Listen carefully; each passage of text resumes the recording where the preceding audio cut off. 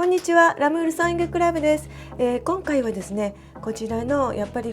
だいぶ古いセーターです。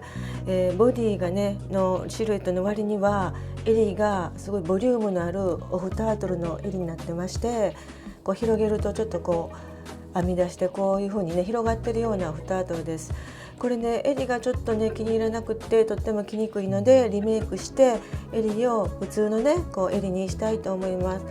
で段取りとしてはここがですねこう広がってますので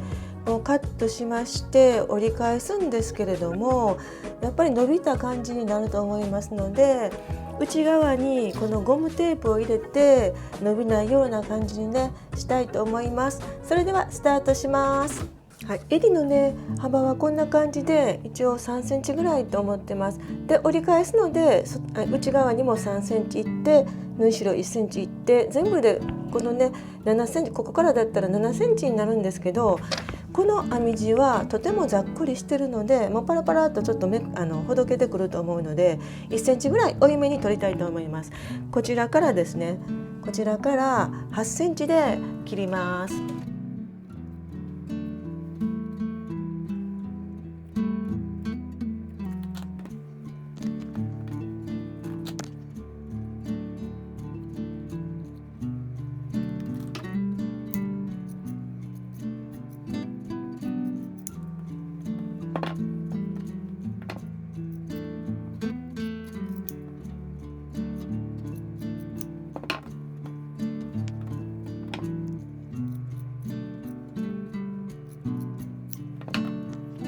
こちらオーバーロックで始末します。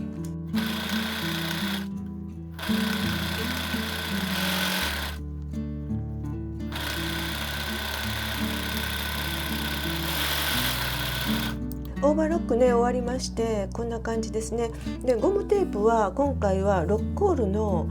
ゴムテープです。約、5、6ミリのね幅になってます。でこれをですねちょっとね、最終的にはちょっとこう入れてからある程度調整しながら長さ決めたいのでちょっと長いめにね、ここに入るかなって感じで長めにカットして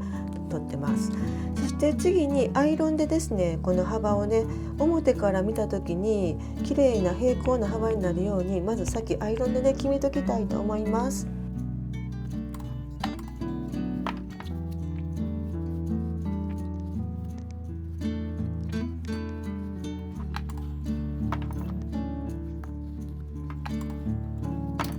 襟をですねこの出来上がりにねこうアイロンでこうねこの縫い目からですね平行になるように折っときました。このね縫い代はちょっと斜めになったらねダメなんでザクッとだけピンで留めときます。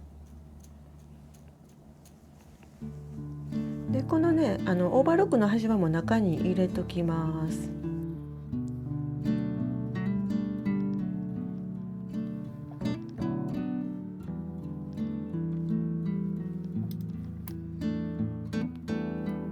そしてこのちょうどねこの縫い目のねちょっと際あたり少しこっち側ですね襟側ぐらいにステッチで押さえるんですけれども、ネックの肩のこのねこのとこでその後ろあたりですね2、3センチ開けておいてください。これゴム通し口になります。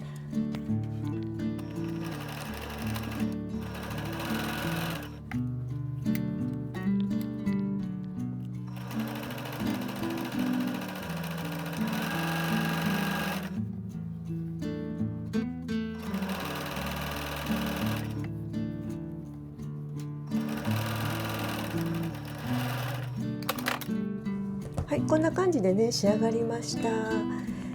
ちょっとねこう落としミシンでこれで止まってますね。でこの襟ぐりはちょっとこうボートネック風の横にねこう横長の丸首みたいな感じになってますね。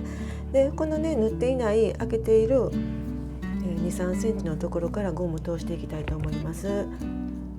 ゴム通しで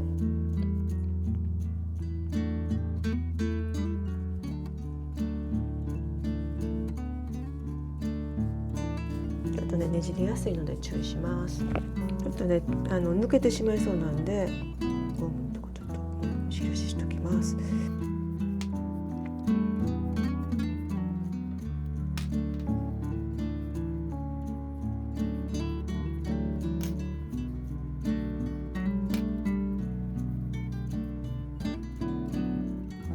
一応仮止めということでね、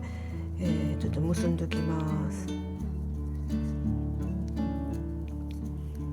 で本当はね着用した感じでね決めるのがいいと思うんですが、今回ボディでねやりたいと思います。はい、ボディにね着せましたらこんな感じですね。ゴムがこの外側にこう来てる感じで、こういう感じで、伸びきらないという感じですね。ただゴムってやっぱりちょっと着てるとね経年劣化で少し伸びやすくなるので、微妙にきつめがいいかもしれませんね。こんな感じで私もちょっと一応1センチぐらいはねちょっと小さくしとこうかなと思います。そしたら、ゴムをねつなぎます。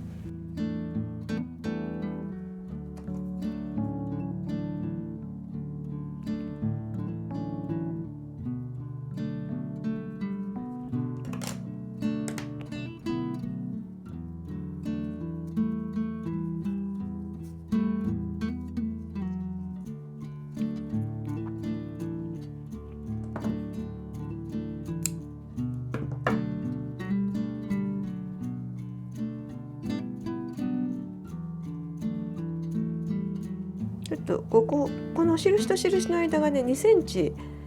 開けた感じで測定したらなってまして、輪の状態で、こう2センチねこう開いた状態がこの長さなんですけど、ちょっとだけね伸びやすいから1センチ小さくしてここ1センチにします。このね印と印の間がね。でこの間をちょっとミシンで留めます。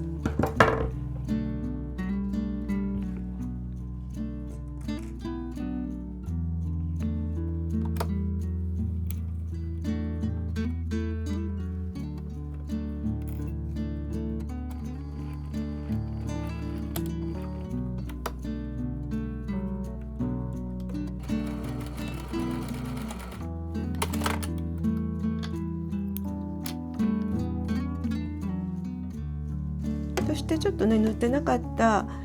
ゴムの通し口をね縫います。